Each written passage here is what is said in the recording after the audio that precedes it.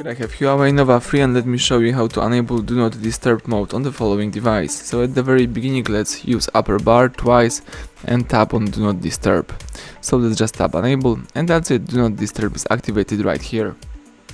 So if you would like to check out the settings of Do Not Disturb and set up your rules, let's choose settings.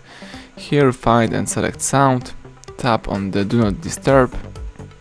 Here you can use the mode of Do Not Disturb. Right now we are using the alarms only, but you can also choose Don't Interrupt, or you can choose Allow Only Priority Interruptions. So you can define the priority interruptions. Here you can choose, for example, some calls from some whitelist, from some favorite contacts, or from other options as well. You can also do the same thing with messages. Here you can also handle with repeat callers if you would like to.